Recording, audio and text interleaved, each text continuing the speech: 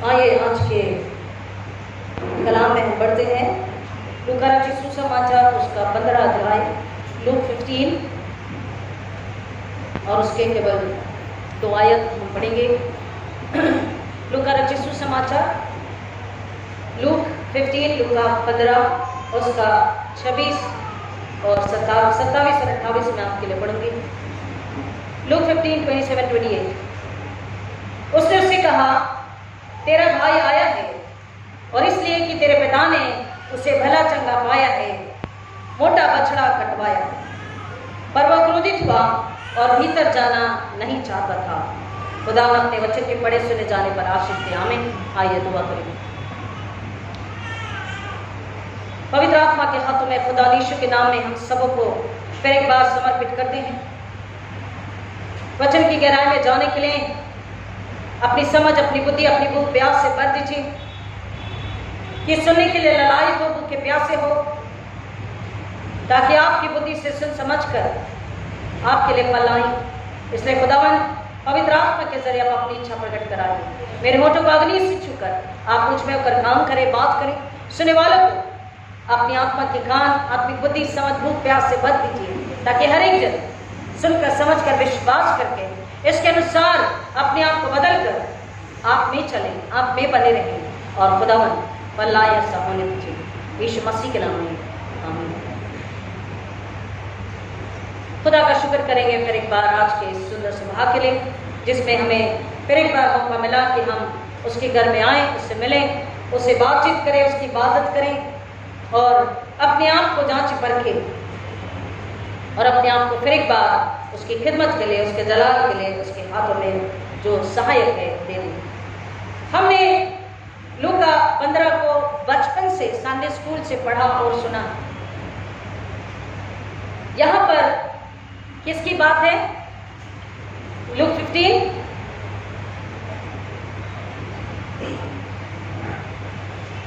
किस विषय में है? लूक 15 प्रोडिगल सन। यहां पर सबसे पहले अगर हम 15 में फर्स्ट वर्स से देखेंगे तो खोई हुई भेड़ का दृष्टांत है, खोई हुई भेड़ का दृष्टांत है। और उसके बाद खोए हुए सिक्के का दृष्टांत, और उसके बाद खोए हुए पुत्र का दृष्टांत। 3 दृष्टांत तो प्रभु यीशु मसीह ने यहां पर दिए और हम इसको कई बार पढ़ चुके, सुन चुके, समझ चुके, शायद इस पर आप सरमन भी दे चुके हो। और हम हमेशा खोए हुए के विषय में बात करते हैं, खोया सिक्का, खोया हुआ बेटा, खोई हुई भेड़। लेकिन यहाँ पर खुदा का कलाम आज कुछ और ही हमें बताना चाहता है।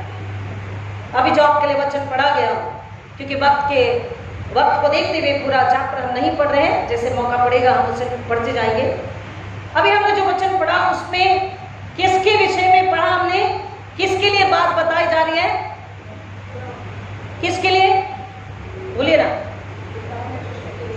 जोर से। और देखिए वचन क्या है। उसने उससे कहा, तेरा भाई आया है, बड़ा बेटा। आज हम बड़े बेटे, बड़े भाई के विषय में सुनेंगे, समझेंगे, समझने की कोशिश करेंगे। हमको सभी को पता है कि खोए हुए बेटे का यहां पर दृष्टांत है। बेटे ने क्या किया? 2 बेटे थे किसी बाप के, और एक बेटे ने क्या बोला कि मुझे तेरे डिसिप्लिन में, तेरे रूल्स रेगुलेशंस में, तेरी बंदिशों में मुझे नहीं रहना है। मुझे अपनी जिंदगी अपने तरीके से, पूरी आजादी से, खुशहाली में जीना है। I want to enjoy my life dad. मुझे बांध के मत रखो। आपकी हुकूमत मुझे पसंद नहीं, आपका डिसिप्लिन, आपकी टीचिंग, आपकी रोक टोक मुझे नहीं भाती। मुझे अपने हिसाब से जीना है। And obviously I am your son, so whatever belongs to me belongs to you, belongs to me. मैं आपका बेटा हूं और आपका जो है वो मेरा भी है, तो मेरा जो है आप मुझे दे दीजिए। यहां पर हम 3 प्रकार के जो सिकनेस है उसको देखेंगे। 3 प्रकार की सिकनेस। पहली सिकनेस, घर में सब कुछ है, नौकर चाकर, जरूरत से ज्यादा खाना पीना, कपड़ा सोना चांदी, एवरीथिंग, कमाई पैसा धन सोना हीरा मोती, एवरीथिंग, अथॉरिटी पावर सब है। उसके बावजूद भी एक बेटा बीमार है अलग तरीके से, और दूसरे बेटे को हम बाद में देखते हैं वो किस तरह से बीमार है। वो कह रहा है मुझे आपका हुक्म बताना या रुकावट करना, मेरे रोक टोक करना, मुझे पूछताछ करना, कब आ रहे कब गए कब आए क्या किया कैसे किया, ये मुझे पसंद नहीं। मैं अपने दोस्तों के साथ अपने मित्रों के साथ दुनिया में संसार में अपनी जिंदगी को जीना चाहता हूँ, उसे एंजॉय करना चाहता हूँ, जो मेरे हिस्से का है मुझे दे दो। पिता ने कहा ठीक है। वो अपने हिस्से की धन संपत्ति लेकर मौज मस्ती करने के लिए, अपनी जिंदगी अपनी इच्छा से जीने के लिए, खुशहाली आनंद में जीने के लिए, आजादी की जिंदगी जीने के लिए उसे क्या चाहिए था? फ्रीडम, आजादी। आजादी की जिंदगी के लिए खुशहाली से धन दौलत लेकर बाहर निकल गया। और जब बाहर निकला तो उसके पास धन की बढ़ोतरी होने की वजह से उसके मित्र भी बहुत बढ़ गए। उसे मित्र बहुत मिले, मित्रों ने उसकी वाहवाही करी, उसकी तारीफ करी, उसका साथ नहीं छोड़ा, मित्रों ने उसकी गुलामी भी करी। बोला शराब की बोतल ले आया, बोला पानी की बोतल ले आया, बोला मेरी जूती प्लेट उठा लिया, सब कुछ मित्रों ने किया क्योंकि उसके पास माल था, सोना चांदी हीरे मोती पैसा सब था। और मित्र ये भी जानते थे कि अब भी इसके पिता के पास बहुत कुछ है। एक समय ऐसा आया जब उसकी धन संपत्ति लूट ली गई, लिटरली लूट ली गई, क्योंकि इसने ना समझी करी। आज की लैंग्वेज बोले तो बेवकूफी करी, है ना? उसने ना समझी करी, बेवकूफी करी, पिता का घर छोड़ दिया और अपने पैसे को व्यापार करके दुगना बनाने की बजाय, अपनी जिंदगी शान से जीने की बजाय जैसे पिता के घर में जीता था, उसने मित्रों में गलत कामों में अपना पैसा उड़ा दिया। क्योंकि बड़ा भाई यहाँ पर क्रोधित होता है कि इसने अपना पैसा वेश्याओं में, गलत कामों में, गलत बातों में, गलत राह में उड़ा दिया। उसने गलत काम, गलत राह में, गलत कृति में अपने पैसे को उड़ा दिया। और अब समय ऐसा आया कि एक एक मित्र धीरे धीरे धीरे धीरे करके कम होता गया और अब कोई भी दोस्त मित्र उसके पास बचा नहीं। नो फ्रेंड ही हैव, ना कोई मित्र उसके पास नहीं है। और अब वो काम ढूंढता है, बाप के घर में नौकर है, यहाँ इसे नौकरी ढूंढनी पड़ रही है, इसे कोई काम नहीं मिल रहा। और इसे काम अगर मिलता भी है तो कौन सा काम? सुअर चराने का काम। ओके फाइन, काम तो करना है तो चलो मैं काम कर लेता हूं। काम तो किया लेकिन अब भूख भी तो लगती है। और जब उसे भूख लगी तो उसे याद आया कि मेरे घर में कितना अच्छा खाना, कितने व्यंजन पदार्थ, कितने अलग अलग तरीके के खाने मेरे घर की मेज पर होते थे, नौकर चाकर। और मैं भूख लगी तो मैं इन फलियों को, मैं शॉर्ट में आपको बता रही हूँ, खाया। लेकिन उससे याद आया और अब जो दूसरे प्रकार का उसका सिकनेस था, फर्स्ट इज, अगर कोई सब कुछ बुद्धि समझ ज्ञान होने के बावजूद भी गलत राह चुने, गलत सोचे समझे, माँ बाप के डिसिप्लिन को या चर्च के डिसिप्लिन को या बाइबल के डिसिप्लिन को अगर वो बंदिश समझे, गुलामी समझे, फ्रीडम आजादी ना समझे, तो उसे सिकली कहा जाता है। जैसे कई बार हम होता है ना, कोई बहुत अलग वियर्ड बिहेव करता तो कैसा, ही सिकली, साइकिक। दूसरा बीमार जो पाप करता, उसने पाप किया, उसने गुनाह किया, उसने बाप की आज्ञा नहीं पाली, परमेश्वर की आज्ञा नहीं पाली, उसने गलत राह लिया, गलत काम किया, गलत सोच रखी, उसने गुनाह किया। और जो गुनाह करता है वो आत्मिक रूप से क्या होता है? बीमार होता है। So now he is sick again. First he was sickly, now he is sick. गुनाह की वजह से। And thirdly, now he is homesick. Now he is homesick. Homesick का मतलब घर की याद आना। होमसिक स्टूडेंट समझते हैं, अगर जो हॉस्टल में रहे या बहुत लंबे समय से बाहर पढ़ाई कर रहे, नौकरी कर रहे, दे कैन अंडरस्टैंड होमसिक होना, घर की याद आना, माँ बाप की याद आना, उनके हाथ का खाना, उनका प्यार, उनका सहलाना, उनकी मुआफी, उनका लाभ,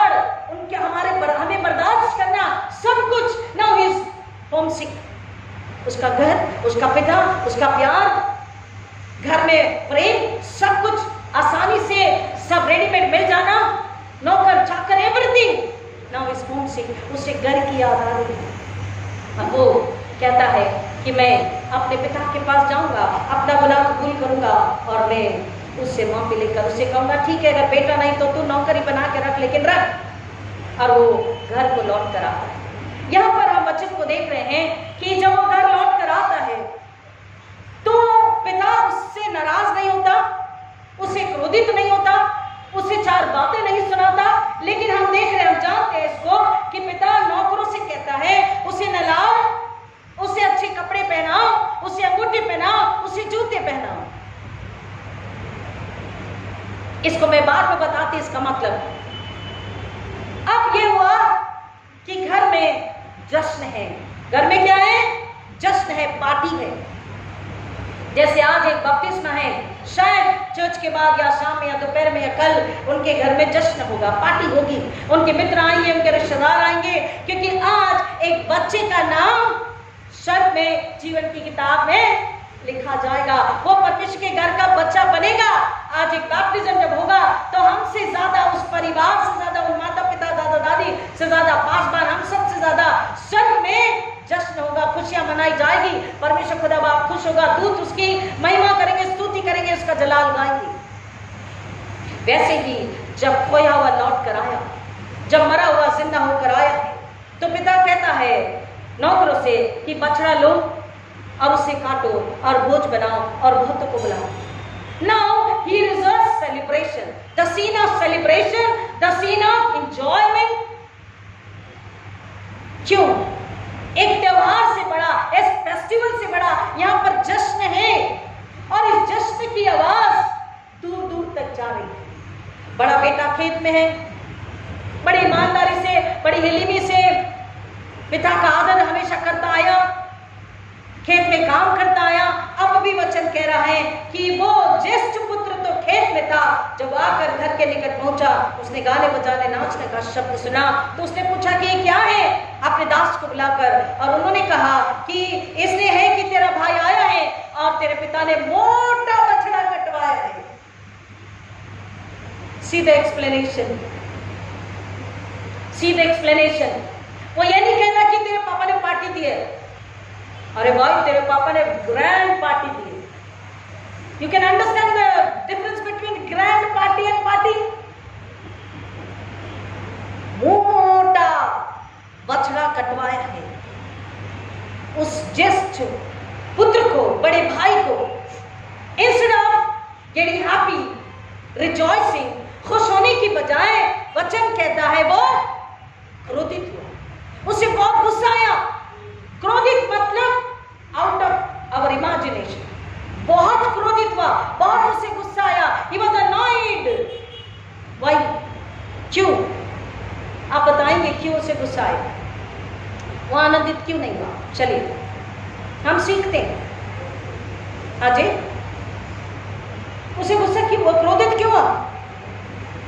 संपत्ति लेके पिता और भाई को चला गया था, और हाँ जी, जेलसी। और कोई?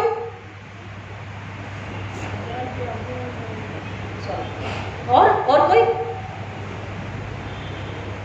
सी, दोनों भी आंसर सही है। उसने पहले तो उसने देखा कि इसने गुस्से से झगड़ा करके अपना हक मांग के निकल गया, बाप के साथ नहीं रहा, घर में नहीं रहा, बाप का आदर इज्जत नहीं किया, और अपनी संपत्ति सब कुछ उड़ा करके अभी आया है। अनाज्ञाकारिता, बाप की बदनामी भी करके पड़ोसी ने पूछोगे बेटा कहाँ है, उन्हें खबर तो लगी होगी कि सूअरों को चरा रहा है। ये दुनिया है, खबर लग जाती है। तो इतना दुख, तकलीफ, बदनामी सब कुछ सहने के बाद भी मेरे पिता ने ऐसे कैसे इसके लिए इतनी बड़ी ग्रैंड पार्टी दी है। वेयर जबकि मैं हमेशा पिता के साथ रहा, उसकी सुनता रहा, उसको आज्ञाकारी रहा, उसकी सेवा करता रहा, उसकी संपत्ति की रक्षा करता रहा, उसने कभी भी मेरे लिए पार्टी का इंतजाम नहीं किया, उसने कभी भी मेरे लिए कोई बछड़ा नहीं कटवाया, उसने कभी भी मुझसे नहीं कहा कि जा तू पार्टी कर ले। ये जो बिगड़ गया था, ये जो भटक गया था, इसके लिए उसने पार्टी रखी। Another word, jealousy. Inside there was a great jealousy कि पिता ने उसे घर के अंदर कैसे लिया, पिता ने उसे माफ कैसे किया, पिता ने उसे इतना सब कुछ कैसे दे दिया और उसके लिए पार्टी भी कर रहे हैं। Another jealousy, अब वापस से जितनी संपत्ति बची है उसमें फिर से ये अपना आपको बताएगा, हिस्सा बताएगा। jealousy, anger, revenge, selfishness, स्वार्थ आ गया, जलन आ गई, लालच, बैर, ईर्ष्या, द्वेष, सब कुछ। और कहता है वो क्रोधित हुआ और भीतर जाना नहीं चाहता था। सुनिए ध्यान से, देयर इज अ सेलिब्रेशन, वो भीतर जाना नहीं चाहता है। प्रिय, हमको इस बात को समझना है। आज का वचन मैंने केवल एक ही वचन इसलिए पढ़ा है कि यीशु मसीह यहाँ पर इस बात की ओर हमारा ध्यान केंद्रित कराना चाहते हैं कि जो सदूकी फरोसी है, झूठी धार्मिकता दिखाने वाले है ना, जब यीशु मसीह पापियों के साथ, शराबियों के साथ उठते बैठते तो सदूकी फरोसी क्या कहते हैं? ये तो यहूदी गुरु है, कैसे शराबी कबाड़ी पापियों के साथ बैठ के बात करता है, खाना खाता उनके घरों में जाता है। तो झूठी धार्मिकता का ओढ़ना ओढ़े ये सदूकी फरोसी कहते हैं कि यीशु मसीह अगर परमेश्वर का बेटा है तो उसे हमारे साथ बैठना चाहिए, हमारे साथ खाना खाना चाहिए, पापियों के साथ, शराबियों कबाड़ियों के साथ में नहीं। झूठी, खोखली, दिखावटी धार्मिकता, झूठी, खोखली, दिखाने वाली धार्मिकता, यहाँ पर सदूकी फरोसी वाली धार्मिकता हम इस बाई में देख रहे हैं। क्योंकि कलाम क्या कहता है, बाइबल क्या कहती है, यीशु मसीह कहते हैं मैं खोयों को ढूंढने और पापियों को बचाने आया हूँ। अगर एक आत्मा लौट कर खुदा के घर आती है, अगर वो मन फिराती है, पश्चाताप करके नए सिरे से जन्म लेती है तो स्वर्ग में जश्न होता है। इसलिए यहाँ कोई भेड़ का दृष्टांत है, इसलिए कोई सिक्के का दृष्टांत है। अपने आप को बुला के उस कोई चीज को व्यक्ति ढूंढता है, पा लेना ये एक अलग आनंद है। और ये बाइबल हमें बताती है कि जब खोया हुआ परमेश्वर के घर में ये जो नया वस्त्र है, अब मैं आपको इसका अर्थ बता रही है, ये जो उसने कहा कि उसे अच्छे से अच्छा वस्त्र पहनाओ, अच्छे से, परंतु 22 वचन, परंतु पिता ने अपने दासों से कहा अच्छे से अच्छा वस्त्र शीघ्र निकाल लाओ और उसे पहनाओ और उसके हाथ में अंगूठी और पांव में जूतियां पहनाओ। अच्छे से अच्छा वस्त्र इंडिकेट कर रहा है। रेवलेशन में मैंने आपको एक बात, कई बात बताई, यीशु कहता है जब यीशु मसीह आएंगे तो हमारे रूप, हमारी देह बदल जाएगी, हमारे वस्त्र भी बदल जाएंगे। वो श्वेत महीन मलमल की ओर इशारा कर रहा है कि मसीह यीशु के पास जो आता है अपने गुनाहों के लिए पश्चाताप करता है, सच्चा पश्चाताप करता है। यीशु मसीह उस बेटे बेटी को, स्त्री पुरुष को, उस बच्चे को, जवान को, बुजुर्ग को, जो भी है उसे यीशु मसीह स्वीकारते हैं, उसे माफ करते हैं और उसे नया वस्त्र देते हैं। हालेलुया। ये जो वस्त्र है यीशु मसीह के साथ जुड़ जाने, नए होने की बात। यहाँ पर प्रभु यीशु मसीह बता रहे हैं the adoption of a child. But what is the meaning of adoption of a child? अगर एक बच्चा घर में पैदा होता है तो इमीडिएटली उसका नाम रखा जाता है the adoption in the family, adoption in God's family after baptism. लेकिन देयर इज वन मोर, एक और अर्थ है कि परमेश्वर के बेटे बेटी संतान हम कैसे बनते हैं। सपोज हमारा बच्चा माता पिता ने जिसे जन्म दिया हो, या हम किसी बच्चे को अडॉप्ट करते हैं, तो जब हम उसे अडॉप्ट करते हैं तो सरकार कहती है, आजकल के नियम तो और कड़े हैं कि आप अपना सब कुछ उस बच्चे के नाम पे करो और उसको अपने बेटे बेटे जैसा रखो। हम आके बीच बीच में देखेंगे आप उस बच्चे को अपने बच्चे जैसा प्यार, लाड़, एजुकेशन, शिक्षा, खाना पीना, कपड़ा, सब कुछ आप दे रहे हो या नहीं।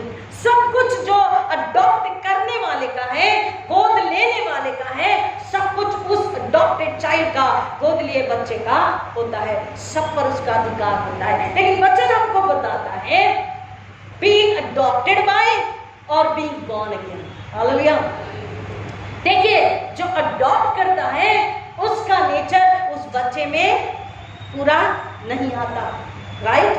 उसका नेचर, उसका एटीट्यूड, उसका कैरेक्टर, उसकी समझ, उसकी चाल उसमें पूरी नहीं आती। Whereas when we are born again, when we have become one with Jesus Christ, then when we are one with Jesus Christ, we have the nature of Jesus Christ. Hallelujah. We have the joy of heaven. Hallelujah. We have authority and position and possession in everything which is in heaven.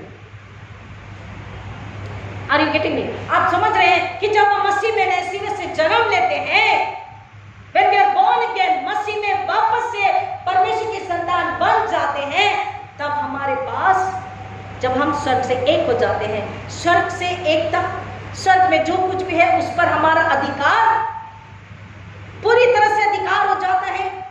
We have यीशु का स्वभाव, यीशु की ताकत, यीशु की समझ, यीशु की बुद्धि, यीशु का आनंद, यीशु की क्षमा, यीशु का उद्धार। इतना ही नहीं तो परमेश्वर का वचन कहता है, now you are the heirs and joint heirs in and through Jesus Christ। अब आप मसीह में क्या हो? उत्तराधिकारी हो, उसके सहकर्मी हो। हालेलुया। हेलो पीछे वाले, आप समझ रहे हैं क्या खुशी की खबर है? यहां पर सेलिब्रेशन है, बॉर्न अगेन चाइल्ड का अडॉप्शन है। स्वर्ग में परमेश्वर उसे नया वस्त्र दे रहा है। अंगूठी पहनाव का क्यों गले में चेन क्यों नहीं बोला? हमें समझना है। श्रेष्ठ गीत को अगर हम पढ़ेंगे तो इसका अर्थ हम जानते हैं कि अंगूठी का मतलब होता है, राजा जब मोहर लगाता है तो वो चीज क्या बन जाती है? लीगल, सही। और उस अंगूठी के छाप को कोई भी बदल नहीं सकता। राजा कौन है? अभी हमने चिल्लाया थोड़े दिन पहले, दले वो जो प्रभु के नाम से आता है वो सरनाम। राजा कौन है? यीशु मसीह। उसकी खून, उसकी आग, वो मोहर जब हम पर लगाता है, हमारी आत्मा पर, शैतान हमें छू नहीं सकता। वो उस मोहर को देखेगा आने के बाद में, वो मोहर है या नहीं। दुष्ट, मौत के दूत, बुराई पाप अदन के दूत हमसे दूर होंगे जब हम पर पवित्र आत्मा की छाप होगी।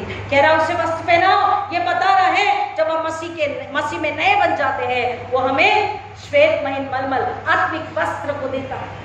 दूसरा, अंगूठी हम पर छाप लग जाती है। Only God, Jesus, Holy Spirit can have the authority। केवल परमेश्वर यीशु मसीह को हम पर अधिकार होता है, शैतान संसार शरीर को नहीं। And third thing, जूते राजकुमार राजकुमारियों की निशानी है, राजमहलों की निशानी है। और जूते और कहीं भी है? बताइए कहां है? बताइए। हाँ जी, और जोर से बोलिए। साल्वेशन और पैर में, यस, जो हथियार एफिशिएंस में हमको बताए गए हैं, उद्धार का तो धार्मिकता की झीलम, पैर में बेल बिलाप के सुसमाचार के जूते। इन सारी बातों को ये तीन बातें दर्शा रही हैं। उसे अच्छे से अच्छा वस्त्र पहनाओ, अंगूठी पहनाओ, जूते पहनाओ। Why? Because क्योंकि एक व्यक्ति की आत्मा, सुनिए ध्यान से, उसका शरीर नहीं, उसकी आत्मा भटक गई थी, उसकी आत्मा मर गई थी, नाश हो गई थी। लेकिन अब जब वो कहता है कि मैं अपने पिता के पास में जाऊंगा और पश्चाताप करूंगा, कहूंगा मैंने स्वर्ग के खिलाफ और तेरे खिलाफ गुनाह किया। आज जब इस पृथ्वी पर कोई एक आत्मा तौबा करती है, एक रूह तौबा करती है, एक आत्मा पश्चाताप करती है, नए सिरे से जन्म लेती है, तब स्वर्ग में जश्न होता है। नए सिरे से वो परमेश्वर के घर का बेटा बेटी बनता है, सदस्य बनता है और स्वर्ग में जश्न होता है। एग्जैक्टली वो स्वर्ग का चित्रण यहाँ बताया गया है कि यहाँ पर क्या हो रहा है? जश्न हो रहा है, क्योंकि खोया हुआ बेटा घर लौटाया, मरा हुआ अब मसीह में जी गया, आत्मा में जिंदा है। और इसलिए बाप उसे दुत्कारता नहीं, उसे गले लगाता है, उसे घर में लेके वेलकम करता है और उसके लिए जश्न मनाता है। दुनिया को बताता है, अपने पड़ोसी को बताता है, मेरा बेटा घर लौट कर आ गया है। स्वर्ग में भी यही बात होती है कि एक आत्मा भटक गई थी, मर गई थी, अब वो यीशु में इस विश्वास करके लहू में धुल के वो नए सिरे जन्म लेकर परमेश्वर का बेटा या बेटी बन के स्वर्ग के घर में शामिल हो चुके हैं। स्वर्ग में भी ये बात की जाती है और होती है और वहाँ जश्न होता है। तो यहाँ जो जश्न है, हेवनली जश्न है, स्वर्गीय आत्मिक रूहानी जश्न है, पार्टी है, लेकिन इस जश्न को समझने की बजाय, इस खुशी को अपने अंदर लेने की बजाय वो क्रोधित हो रहा, बड़ा भाई गुस्सा हो रहा है, जलन से भर गया, स्वार्थ से भर गया और भीतर जाने से मना करता है। भीतर जाने का मतलब है सेलिब्रेशन इज उसके पापा का घर का सेलिब्रेशन नहीं है। This celebration is indicating the celebration in heaven. God has open the door. Hallelujah बोलिए ना। यीशु मसीह में दरवाजा स्वर्ग का खुला है। जो मन फिरा के पश्चाताप करके भीतर आएगा उसका स्वागत है, उसे नया वस्त्र मिलेगा, उस पर छाप होगी मसीह के पवित्र आत्मा की, खून की, आग की। वो जूते का मतलब है राजकुमार, राजकुमारी, परमेश्वर के घर का बेटा या बेटी। और जब वो घर के अंदर है तो पार्टी है, सेलिब्रेशन है, जश्न है। और उस जश्न में मुझको और आपको शरीक होना है। मैं उसको इजी करती हूँ, शायद अगर बुरा लगे तो माफ कीजिए, लेकिन मैंने कई जगह पर ये बात बोली है, लोगों को अच्छी भी लगी। सालों साल हम चर्च में आते, सालों से चर्च में आ रहे, बहुत सेवा कर रहे।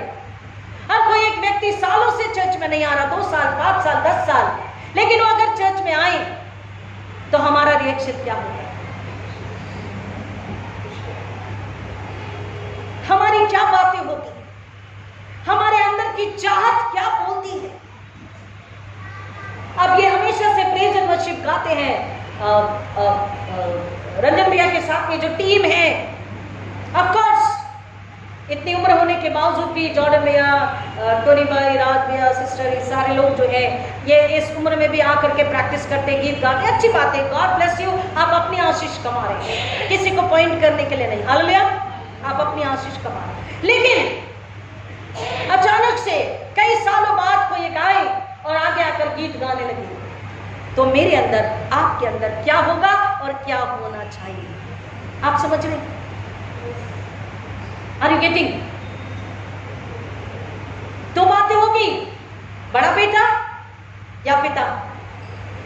बड़ा बेटा वो कैसे अंदर है, उनके लिए क्यों पार्टी है, बादशाह साहब ने उन्हें क्यों लिया, कमिटी में क्यों लिया, गीत गाने क्यों दिया, वगैरह वगैरह वगैरह। उनके काम क्यों किए, बादशाह साहब के घर जाके क्यों किए। मैं इजी कर रही हूं आपके लिए। या छोड़ दीजिए, चर्च छोड़ दीजिए, रिश्तेदारों में, खानदानों में एक भाई भटक गया, एक बहन भटक गई, या एक बेटी बेटा चले गया, भटक गया, बिगड़ गया, पाप, अधर्म, अपराध, चोरी में चला गया। लेकिन अगर वो लौट कर आता है तो बाकी के कजिन, बाकी के भाई, बाकी के बेटे, काका, मामा, चाचा का हाल क्या होना चाहिए, जुबान से क्या बातें आनी चाहिए, रिएक्शन क्या होना चाहिए।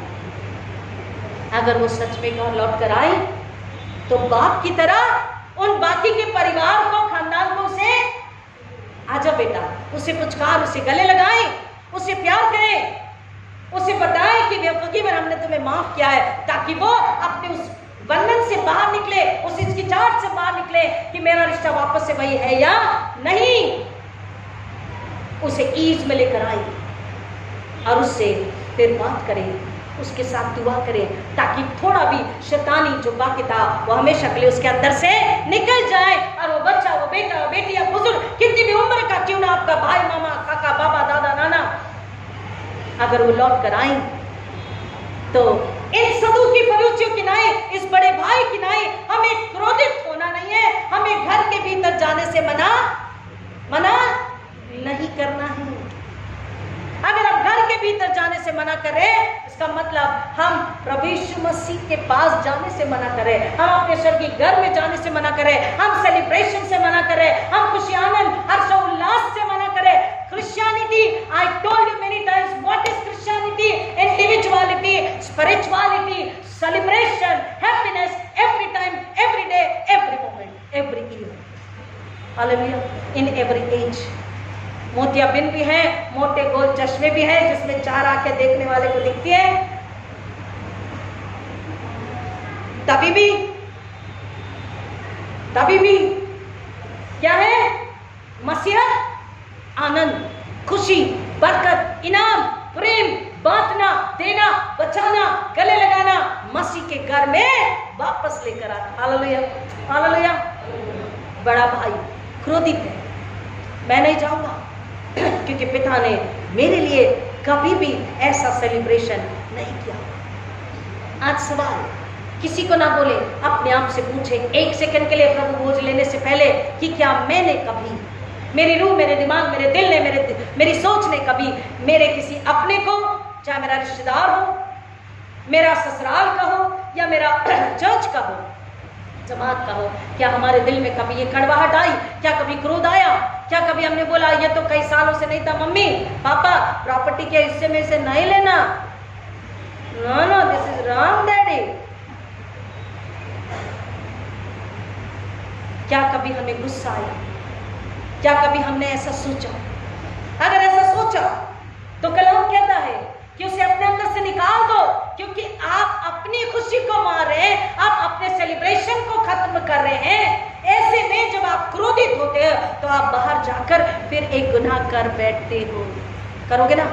अगर क्रोधित होकर बाहर जाओगे तो अगर पुरुष है तो बाहर जाके 4 अपशब्द बोलेगा, दोस्तों के बीच में शराब ना चाहते हुए पी लेगा। मैं कड़वा सच बता रही हूँ, मुझे माफ करना, लेकिन हकीकत है।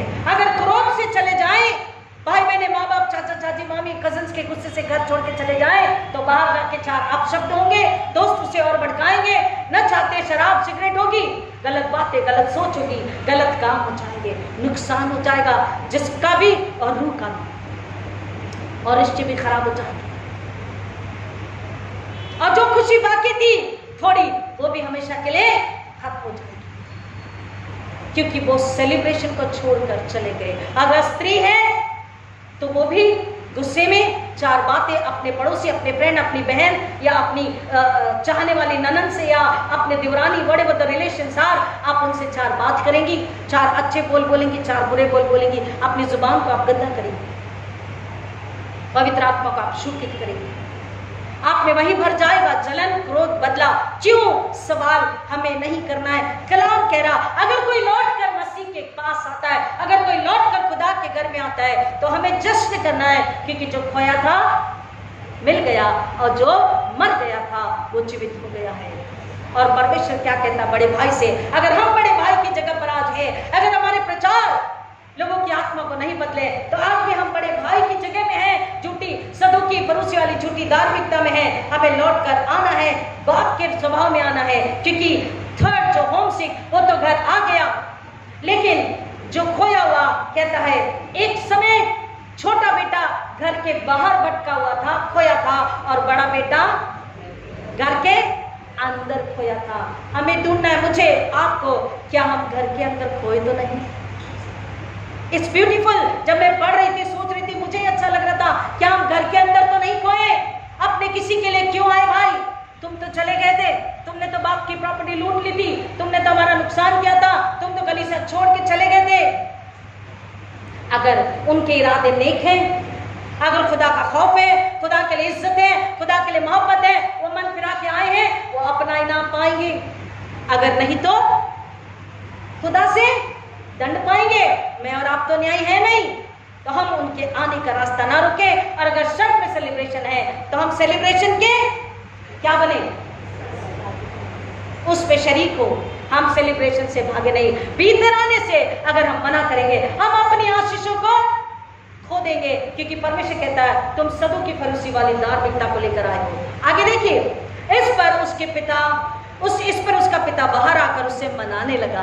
प्रियो, जब भी हम दूर जाते हैं, जब भी हम रूठ जाते हैं, जब भी हम क्रोध, जलन, बदला, अहंकार में जाते हैं, परमेश्वर तुरंत हम पर क्रोध नहीं उंडेलता। वो धीरज से क्रोध करने वाला अति करुणा परमेश्वर है। He waits, वो वेट करता है, वो हमें मनाता है, वो हमें सिखाता है, वो हमें समझाता है, वो हमारा इंतजार करता है, वो हमारे रुके रहता है, ठहरे रहता है, कि कब हम छोटे बेटे के समान सच्चा पश्चाताप करके उसके घर में उसके पास लौट आएंगे। वो उसे मनाने लगा। परमेश्वर हमें कई बार मनाता है।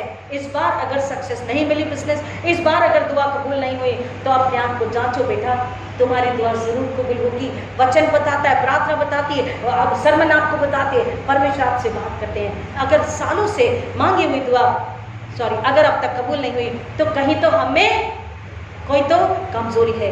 दुआ कबूल होती है, वचन बताता है, तो वो मना रहा है, वो हमारे रुका है, हमको बताता है, सिखाता है, समझाता है। उसके मानने पर भी अगर नहीं माने तो हम नुकसान में जाते हैं। खुदा कलाम कहता है उसका पिता उसे मनाने लगा, परंतु 29 वर्ष, परंतु उसने अपने पिता को उत्तर दिया, देख मैं इतने वर्षों से तेरी सेवा कर रहा हूं और मैंने कभी तेरी एक भी आज्ञा नहीं टाली, परंतु तूने मुझे कभी भी एक बकरी का बच्चा तक नहीं दिया कि मैं अपने मित्रों के साथ आनंद मनाऊं।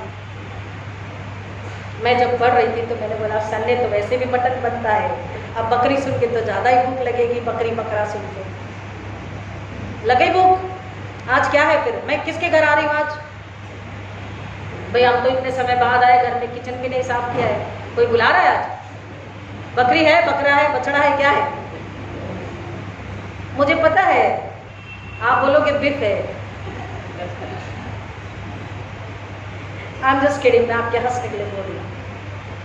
मैं इतने वर्षों से तेरी सेवा कर रहा हूँ। वन, देखिए अपनी स्व धार्मिकता, सेल्फ राइचियसनेस, मैं इतने वर्षों से तेरी सेवा कर रहा हूँ। झूठी खोखली धार्मिकता, क्योंकि कलाम क्या कहता है, धर्मी की धार्मिकता प्रकट होती है, बताई पुकार के चिल्ला के बताई नहीं जाती। मैं इतने वर्षों से तेरी सेवा कर रहा हूं और मैंने कभी तेरी एक भी आज्ञा नहीं डाली। मैंने थोड़ी देर पहले कहा हम वर्षों से इस चर्च में हैं, काफी सेवा कर चुके हैं, बहुत धन खर्च कर चुके हैं, अपनी एनर्जी खर्च कर चुके हैं, लेकिन अगर हमें कोई ना पहचाने, हमारी कोई तारीफ ना करे, हमें नाम ना मिले, तो हमें इस बात को गिनाना नहीं है कि खुदा या पासबान या कलीसिया देखो हमने इतना किया। ये तो लिखा जा चुका है। हालेलुया, बोलिए हालेलुया, आमीन। हमने जो खुदा के राज्य की, उसकी बड़ाई के लिए, उसकी महिमा के लिए किया, वो कब का मैं और आप करके भूल गए, लेकिन खुदा को याद है, उसने लिख लिया हमारी भलाई को। हमें जुबान से दोहरा के अपनी आशीषों को कम करवाने की गलती हमें कभी भी नहीं करना चाहिए। हमें जताना नहीं है अगर हम खुदा की खिदमत करें। कह रहा इतने वर्षों से तेरी सेवा कर रहा हूं और मैंने कभी तेरी एक भी आज्ञा नहीं टाली, परंतु तूने कभी भी एक बकरी का बच्चा तक नहीं दिया कि मैं अपने मित्रों के साथ आनंद मनाऊं। पर जब तेरा एक पुत्र आया जिसने तेरी सारी संपत्ति वेश्या में उड़ा दी, तूने उसके लिए मोटा बछड़ा कटवाया। उसने उससे कहा, मेरे पुत्र तू सदा मेरे साथ रहा और जो कुछ मेरा है वो सब तेरा है। Hallelujah, now you got the point. अगर मसीह में है, अगर मसीह के साथ है, अगर घर के भीतर है, सब कुछ हमारा है। Everything in heaven belongs to us. अगर हम मसीह में हैं, वचन में हैं, पवित्र आत्मा के जरिए पवित्रता का जीवन जी रहे, आज्ञाकारिता में है, तो सब कुछ हमारा है। हमें सोचने और रुकने की जरूरत नहीं है। द मोमेंट हमें मांगने की भी जरूरत नहीं है। The moment we claim. अब मांगने की जरूरत नहीं है, वी क्लेम। क्या आप अपने मम्मी डैडी से मांगते हो या क्लेम करते हो? 1 सेकेंड सोच लो। सोचा? मैंने इसलिए सोचने के लिए कहा कि समटाइम्स वी गेट कंफ्यूज्ड। हम मांगते या क्लेम करते हैं? नवीन, बच्चे लोग बताएं। I mean, why I'm saying understand? No dad, मैं आपका बेटा हूं, belongs to me. Am I right?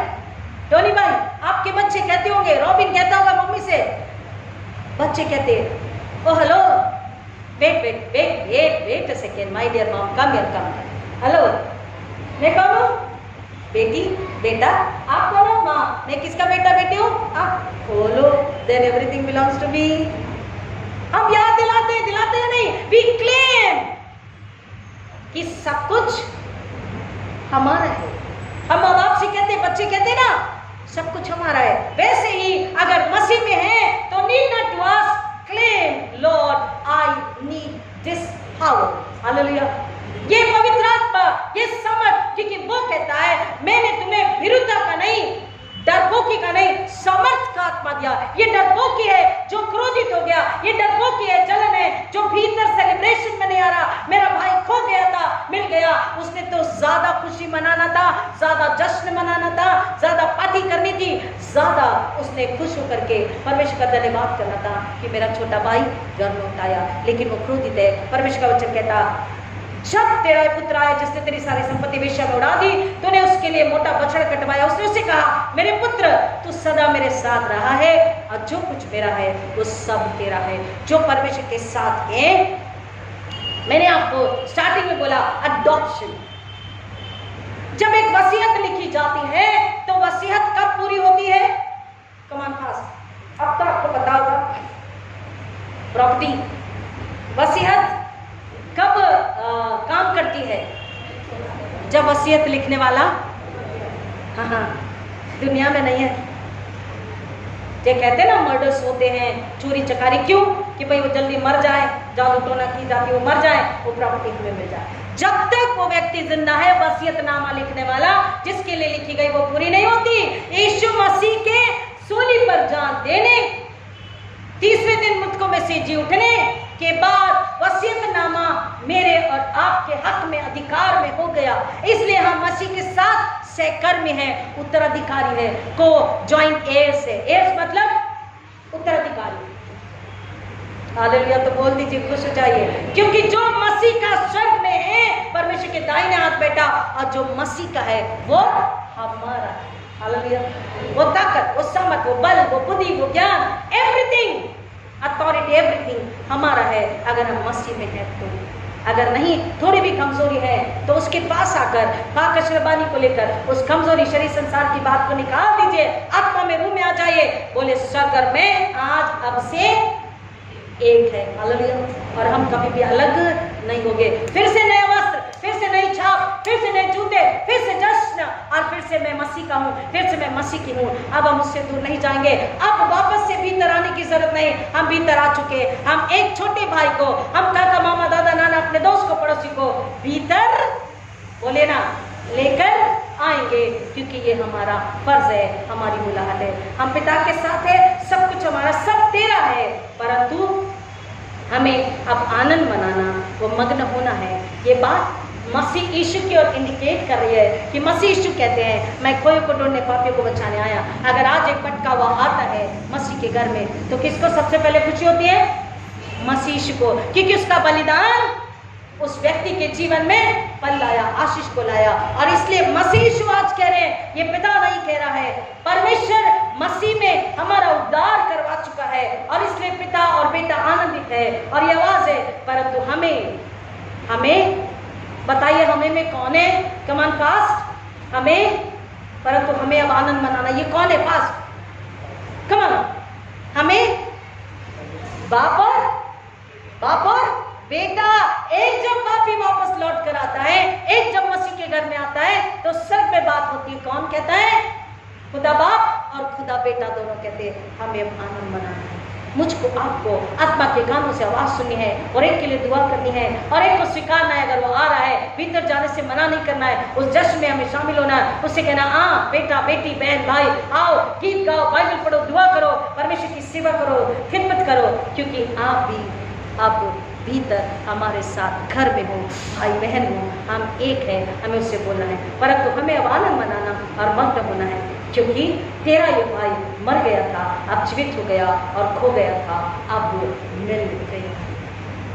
So after the adoption and born again Christianity, we have understood, we have everything. But now when born again, मसीह मुझ में और मैं मसीह में, मसीह का सब कुछ में है, तो एक और भाई को, एक और बहन को, एक और बच्चे को, एक और बेटे को लाने से रुकना नहीं है। आज वचन कहता है, पाक शराब आने से पहले अपने आप को पूछे जाते हैं, क्या हम घर के अंदर खोए हुए हैं? क्या हम घर के अंदर मरे हुए हैं? अगर हाँ, तो वो कह रहा है मैं तुम्हें धोने, तुम्हें मांजने, तुम्हें नया बनाने और तुम्हें जिंदगी देने के लिए अभी इसी पल में तैयार हूँ। अपनी आंखें बंद करें पवित्र आत्मा के हाथों समर्पित हो जाए और उससे कहे हमें दो, हमें पाँच, हमें नया बना और हमें भीतर आने के लिए, जश्न मनाने के लिए। जो बातें रोकती है, जो स्वभाव रोकता है, जो चाल चलन रोकता है, उसे तो निकाल दे। हम अपने आप को समर्पित करते हैं। अगर आप ये दुआ करते हैं, आपका आज का पाक शरबानी, आपकी इबादत कबूल होती है और आपका एक खोया हुआ घर लौट के आता है। आपके रिश्तेदारी में हो, आपके खानदान में हो, आपकी जमात में हो, आपके पड़ोस में हो, आपका दूर का भाई बहन रिश्तेदार हो, वो मसीह के पास लौट के आता है। और जब बाप और बेटे जश्न मनाते हैं, यहाँ पर पवित्र आत्मा के साथ आपको मुझे जश्न मनाना है, ताकि हम अपने हिस्से का मुकुट पा सके और हम आने वाली विपदाओं से बचकर मसीह जब बादलों में आएगा उसके साथ मिलने के लिए तैयार हो सके। खुदा ना आपका शुक्र करते हैं, आपने फिर एक बार हमें याद दिलाया कि मसीह के खून में जो धुलता है वो धर्मी बन जाता है, वो रास्तबाज हो जाता है, वो उसके घर का बेटा बेटी सदस्य बन जाता है। आज खुदावन हमारे एक अपने आप को जांचे परखे कि सदू की फरूसी बड़े भाई की लाइन में तो नहीं, या छोटे भाई की लाइन में कि हम लौट कर घर आ गए, या हम अब भी बाहर की चाहत में हैं, या हम पिता की लाइन में खड़े हैं कि हाँ खोया हुआ, भटका हुआ, मरा हुआ जब घर में आता है तो मसीह के आज्ञा पालन में हमें उसे स्वीकारना है, उसे कबूल करना है और उसके साथ जश्न मनाना है, क्योंकि पिता और बेटा जश्न मनाते हैं। आज हमें वायदा लेना है कि हम एक रूह को नाश होने से बचाएंगे, एक आत्मा को नाश होने से बचाएंगे। हमारे घर में हो सकता है दूर का रिश्तेदार, हो सकता है कजन, ब्रदर, सिस्टर, हो सकता है बहुत बुजुर्ग भी वो व्यक्ति हो गया, लेकिन उसने अब तक खोएपन से और मौत से अपने आप को घर में भीतर खुदा के पास तौबा पश्चाताप करके नहीं लाया। हम उसके लिए मांगे और खुदा कबूल करता है, इसके लिए खुश हो जाएं और हम पार्टी दें, हम वेट न करें। हम परमेश्वर पिता के बच्चे हैं, हम पार्टी दें, हम जश्न मनाएं कि हमारा प्रिय खो गया था, वो लौट आया, मिल गया, मर गया था, अब जी गया।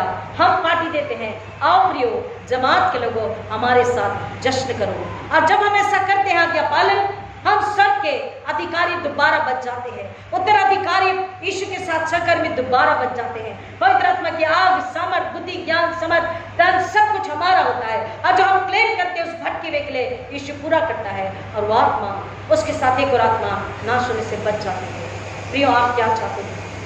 जो भी आप चाहते हैं पवित्र आत्मा देख रहे, सुन रहे, परख रहे हैं। पिता जो सुन रहे हैं उनकी मदद कीजिए कि वो बड़े भाई में नहीं, पिता के साथ हो।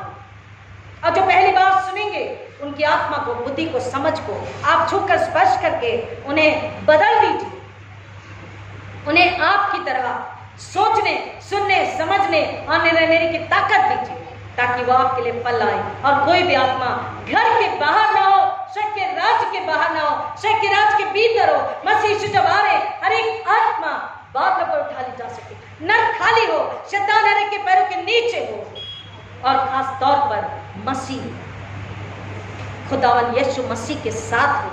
कलीसिया जमात यीशु की दुल्हन, यीशु दूल्हे के साथ हर दिन हर पल जिए और आने पर उसके साथ रहे। 5 मूर्ख कुमारियों की तरह नहीं, 5 समझदार कुमारियों की नहीं।